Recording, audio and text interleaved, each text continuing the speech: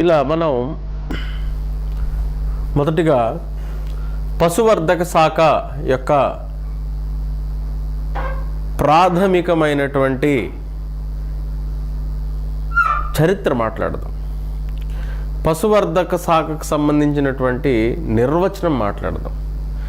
పశువర్ధక శాఖ అంటే ఈ మొదటి యూనిట్లో తెలుసుకోవాల్సినటువంటి ఉప చాప్టర్స్ ఏంటి అంటే, మొదటిది పశువర్ధక శాఖ పరిచయం మరియు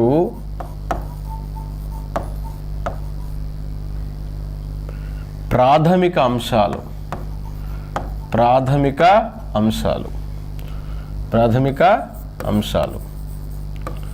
2 పశువుల అంతర్నిర్మాణం.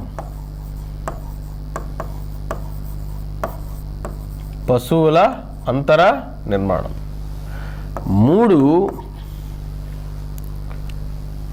శరీర ధర్మశాస్త్రం.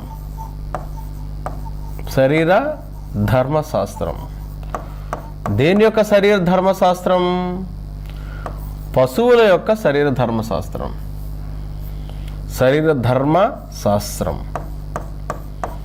దేని యొక్క శరీర ధర్మశాస్త్రం? పశువుల యొక్క శరీర ధర్మశాస్త్రం. పశువుల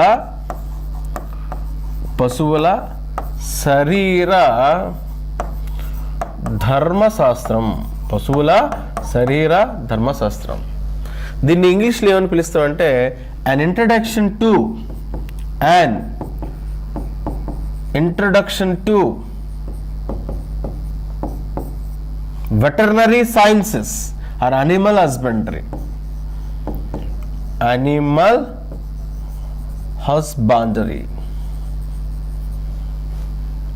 Basics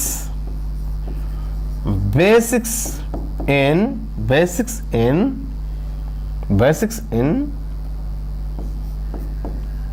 animal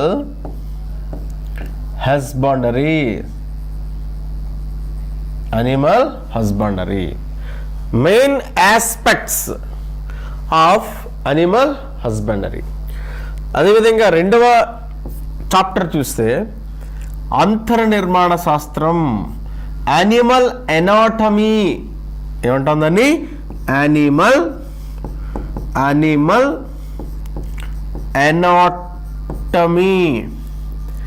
anatomy called as the structurization of animal body like bones and skeleton and joints, that is called known as animal anatomy లేదా పశువుల అంతర్నిర్మాణ శాస్త్రము అంటే పశువు యొక్క శరీర నిర్మాణంలో ఉన్నటువంటి అంతర్నిర్మాణ శాస్త్రం. అంతర్నిర్మాణము అంటే శరీరం లోపల ప్రాంతంలో ఉన్నటువంటి వివిధ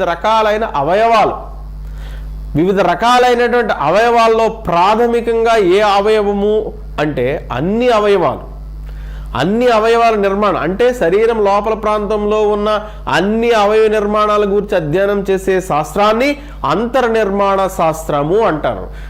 దేని యొక్క అంతర్నిర్మాణ శాస్త్రం? పశువుల యొక్క అంతర్నిర్మాణ శాస్త్రం. పశువుల శరీర నిర్మాణం లోపల ప్రాంతంలో ఉన్న అన్ని నిర్మాణాల గురించి అధ్యయనం చేసే శాస్త్రాన్ని పశు అంతర్నిర్మాణ శాస్త్రము లేదా యానిమల్ ఎనాటమీ అంటారు.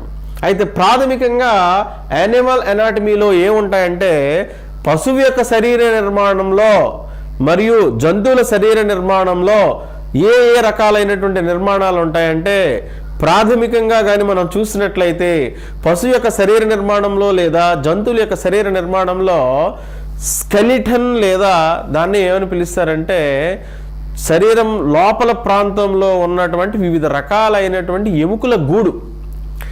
ఆ ఎముకల గూడులో లోపల ప్రాంతంలో ఇంకా ఏ అవయవాలు ఉన్నాయో మనం ఒకసారి పరిశీలిద్దాం. పశువుల యొక్క శరీర నిర్మాణంలో కానీ పరిశీలించినట్లయితే శరీర నిర్మాణం లోపల ప్రాంతంలో ఉన్నటువంటి పుర్రెతో నుంచి మరియు పాదం యొక్క చివరి ప్రాంతం వరకు ఉన్నటువంటి ఎముకల అమరిక, మరియు ఆ ఎముకలు ఒక ఎముక ఇంకొక ఎముకతో కలిసి అంటుకున్నటువంటి నిర్మాణాన్ని ఏమని పిలుస్తారంటే జాయింట్ని ఏమని పిలుస్తారంటే కీళ్ళు అంటారు. ఆ కీళ్ళలో వివిధ రకాలైనటువంటి కీళ్ళు, ఆ కీళ్ళు ఏ పదార్థంతో నిర్మితమై ఉన్నటువంటి ఆ పదార్థంకు ఉన్నటువంటి ప్రాముఖ్యత ఏంటి, ఆ పదార్థం శరీర నిర్మాణంలో ఎక్కడెక్కడ ఉంటుంది, ఆ కీళ్ళు అనేవి ఏ రకమైనటువంటి ఉపయోగాలను కలిగి ఉంటాయి, కీళ్ళ యొక్క శరీర నిర్మాణం అనేది దేంతో నిర్మితమై ఉంది, ఆ కీళ్ళ యొక్క ఉపయోగాలు ఏంటి, ఆ కీళ్ళలో ఎన్ని రకాలు ఉన్నాయి అంశాన్ని మనం అందులోకి వెళ్ళాక విపులంగా తెలుసుకుందాం. అదేవిధంగా చూసినట్లయితే శరీర నిర్మాణం లోపల ప్రాంతంలో ఉన్న వివిధ రకాలైనటువంటి అవయవాలు, ఆ అవయవాలు పనిచేసే విధానాన్ని ఏమని పిలుస్తారంటే శరీర ధర్మశాస్త్రము అంటారు. శరీర ధర్మశాస్త్రము అంటే శరీరం లోపల ప్రాంతంలో ఉన్నటువంటి వివిధ రకాలైనటువంటి అవయవ వ్యవస్థ, ఆ అవయవ వ్యవస్థ కానీ మనం పరిశీలించినట్లయితే ఆ అవయవ వ్యవస్థ లోపల ప్రాంతంలో అనేక రకాలైనటువంటి వ్యవస్థలు ఉంటాయి. ఆ వ్యవస్థలు చేసినటువంటి పనినే ఏమని పిలుస్తారంటే శరీర ధర్మశాస్త్రము అంటారు.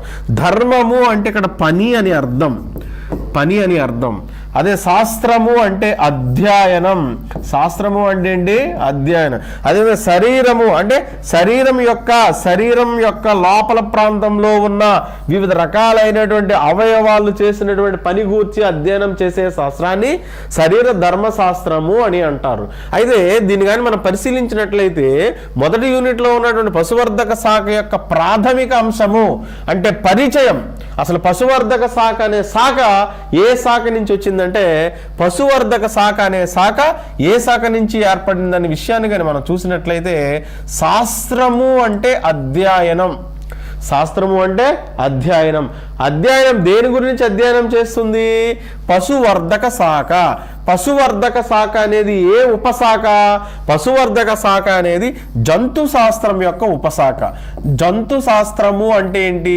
జంతు శాస్త్రంలో ఎక్కడ పశువర్ధక శాఖ ఉంది, జంతు శాస్త్రంలో పశువర్ధక శాఖ యొక్క అమరిక ఎక్కడుంది కానీ మనం పరిశీలించినట్లయితే జంతు రాజ్యము అంటే జంతువుల గూర్చి అధ్యయనం చేసే శాస్త్రాన్ని జంతు రాజ్యము అంటారు. అయితే ఈ జంతు రాజ్యంలో ఒక మానవుడు కానీ, లేదా ఒక పంది కానీ, లేదా ఒక నక్క కానీ, లేదా ఒక కుక్క కానీ, లేదా ఒక పశువు కానీ, ఒక ఆవు కానీ, ఒక గేదె కానీ, ఒక కోడి కానీ, ఒక మేక కానీ, ఒక గొర్రె కానీ అంశాన్ని కానీ మనం చూసుకున్నట్లయితే ఒక రకమైనటువంటి జీవి కాదు. జంతు శరీర దేహం కలిగి ఉన్నటువంటి రక్తంతో నిర్మితమై ఉండి సాధారణమైనటువంటి జీవి కాకుండా, సరళంగా కాకుండా సంక్లిష్టమైనటువంటి దేహ నిర్మాణాన్ని కలిగి ఉండి ఆ సంక్లిష్ట దేహ నిర్మాణంలో మొదటిగా చూసినట్లయితే తలలో ఉన్నటువంటి శరీర నిర్మాణం అంటే దీనిలో తలలో ఉన్నటువంటి పుర్రి భాగం నుంచి ఆ తలలో ఉన్నటువంటి పుర్రి భాగంతో పాటు అనేక రకాలైనటువంటి ఎముకల గూడుతో శరీరం అనేది కాళ్ళు మరియు చేతులు వంటి నిర్మాణాన్ని కలిగి ఉండి అది ఒక రకమైనటువంటి అస్థిపంజర నిర్మాణంలా కలిగి ఉండి ఆ అస్థిపంజర నిర్మాణం లోపల ప్రాంతంలో అనేక అవయవాలు కానీ ఉన్నట్లయితే అటువంటి శరీర నిర్మాణం అనేది మజిల్ లేదా కండరాలతో నిర్మితమై ఉండాలి. అదేవిధంగా చూసినట్లయితే దాని యొక్క శరీర నిర్మాణంలో రక్తం అనేది ఉండాలి. శరీర నిర్మాణం అంతా కూడా కణజాల వ్యవస్థలతో ఏర్పడి ఉండాలి. ఈ రకమైనటువంటి అన్ని అంశాలు లేదా ఈ రకమైనటువంటి అన్ని భాగాలు కూడా జంతు శరీర నిర్మాణంలో ఉంది అంటే దాన్ని జంతువుగా గుర్తించాల్సిన ఆవశ్యకత ఉంది. జంతువుగా we can find out from the animal. These are all structurization of the such kinds of the structures. That one is we to studied about.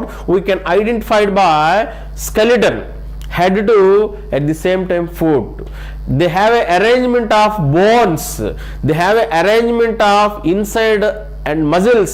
They have a number of mineral contents. At the same time they have a number of systems.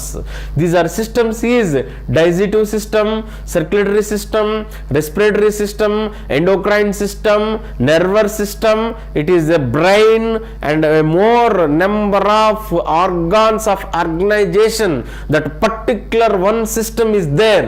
That is the identified by, this is the animal, these are a presence of a blood content, different kinds of blood groups, but this primary blood is a presence, that one is the sustained or is contained from all type of the parts in this presence, that is